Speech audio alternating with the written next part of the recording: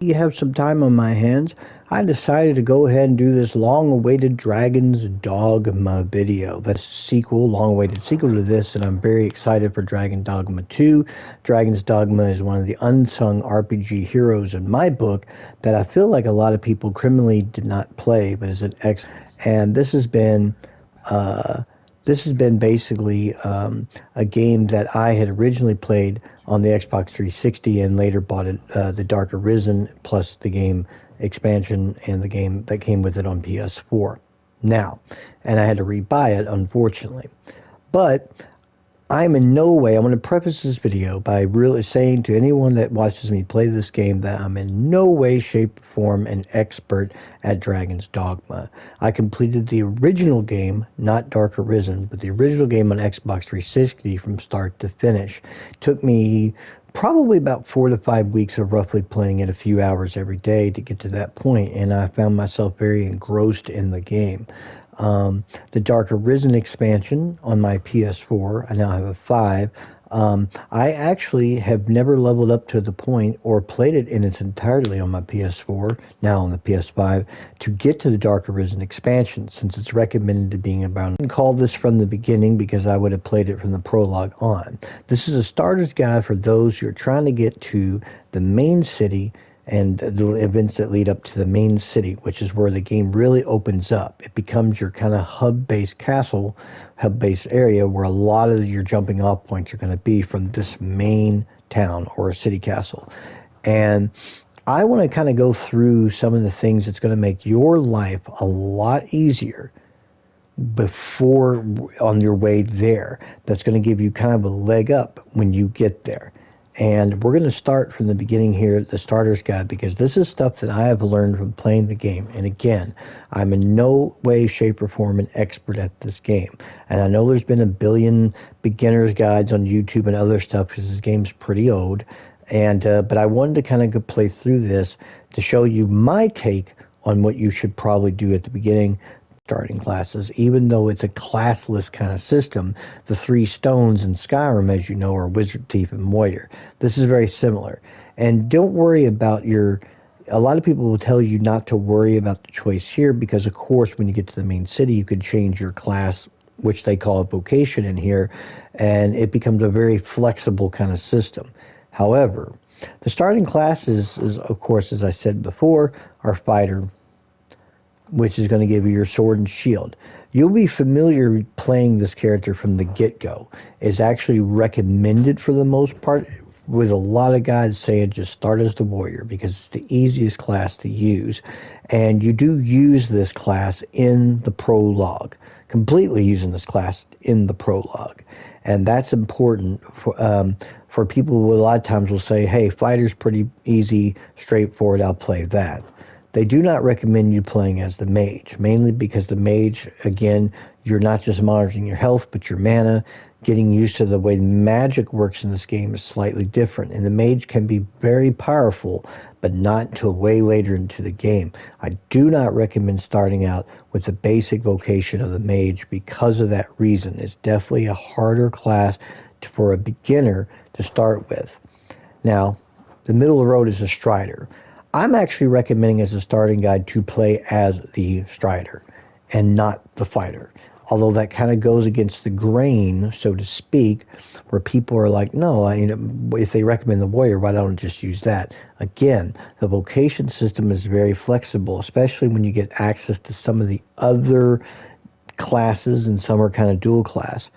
The reason I'm saying the strider will become really clear as I play through the game and get to the main city, and why I recommend the strider. I almost always tell people, play the strider. That's how it goes. And let's go with that. We're going to pick strider, and you're going to take this vocation. As you can see, my outfit is changed now, and I can equip myself with daggers and a bow. Of course, the controls are a little bit different than most. You use your L2 trigger, of course, to unsheath it, and to draw a bow, you use the L1. But it's really, really easy to use once you get into it. Right off the bat, there are things to pick up in this first room. Anything like blank scrolls and stuff like that, use your knives, destroy stuff, see how stuff pops out like a small nut, can be used for healing and or selling. And by the way, one of the things I'm going to tell you right off the bat in this game, right off the bat, pick everything up. Most games you would say, okay, most roleplay games you pick something up, it's pretty much going to be useless, junk, or not worth anything to you. But you should always, but always pick everything up in Dragon's Dogma. Because the way that the bartering system and stuff in here goes, where you are selling of goods or buying of goods, everything is way more valuable than you think it is, even if it's something mundane as a rock or a broom. Believe it or not, it adds up quick, and you're going to need that money because stuff gets pricey in this game, which the beginning is a telltale sign of that. But let's do this. I do have the volume turned down so you can see this. This cutscene basically reiterates that your heart was torn out by the Ur-Dragon and in this game. Let's go ahead and skip it though, because anyone, this game is old and people have already seen this probably a million times. Alright. That's your cousin you can speak to. You do not have to. Go ahead and just do that, unsheath it, and take the flask of oil. Sometimes there is something in that, and sometimes there isn't. Go into this room, and you'll be able to pick up things in here. These berries and stuff like that. Remember, there's some realism to this game, too. Things in your inventory can spoil. Not a lot of RPGs do that, but this game does. There we go, picking up a broom, picking up a bucket. There where you can draw water or take water if you have an empty flask. Let's go ahead and come over here. Take that flask of water. Take that green radish. Now that is going to be a healing herb. Usually, rule of thumb, if it's green and it looks like a plant, it's definitely going to heal you. Come over here. There's nothing over here. You can attack stuff to see if anything pops out. Typically, you're not going to find anything past that. And then you're going to go out into the city, and it's going to do a small little cutscene.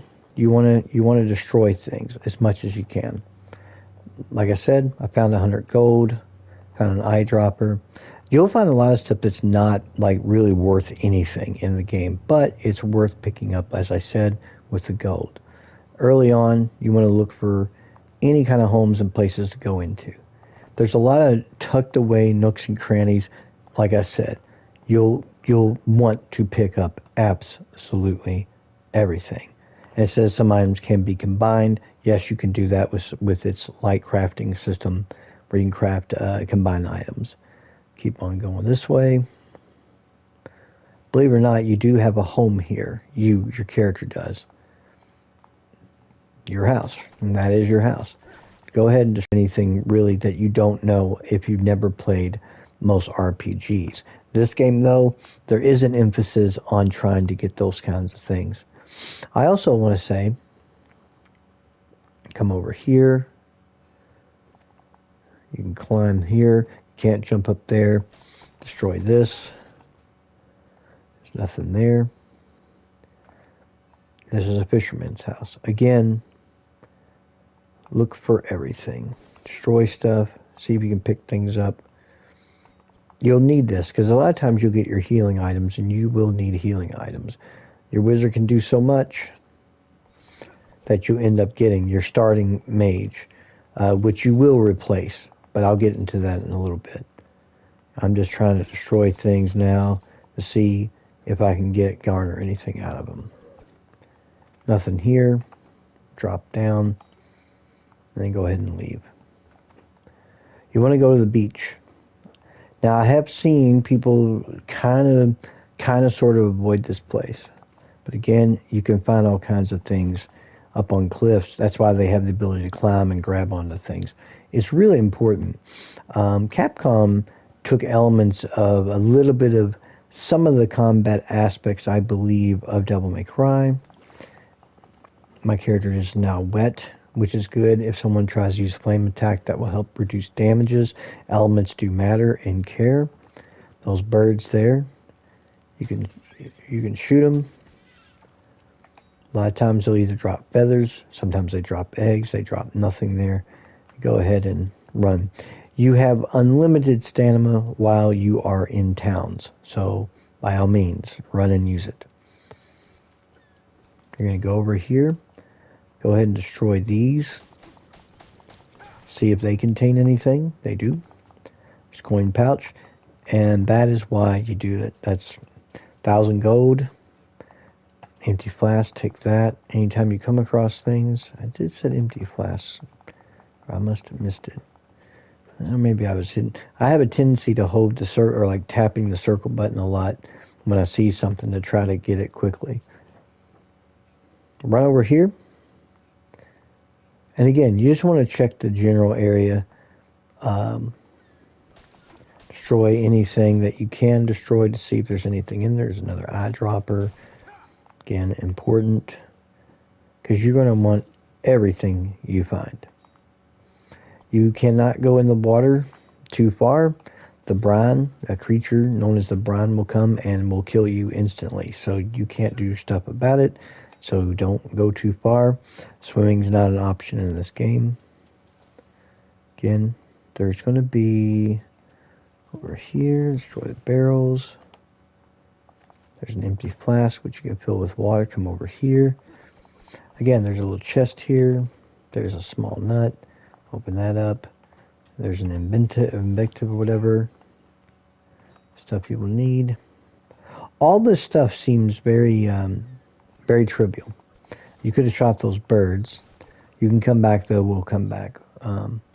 It all seems fairly trivial in the beginning to like just to try. You can't destroy those, but you can like to destroy everything and pick up everything.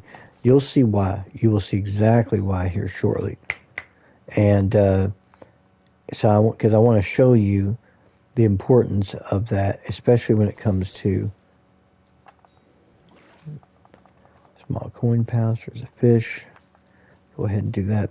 And show you the importance of that, especially from a selling standpoint and why you need that, because this will help you get a leg up very early on.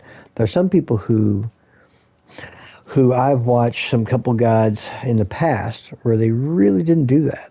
They just, hey, just go here and then get to the castle, the main town as fast as you can, and then that's when the game really opens up, and just do that. I don't do that. I spend a little bit of time in town. All right. Again, you have unlimited stamina. All right.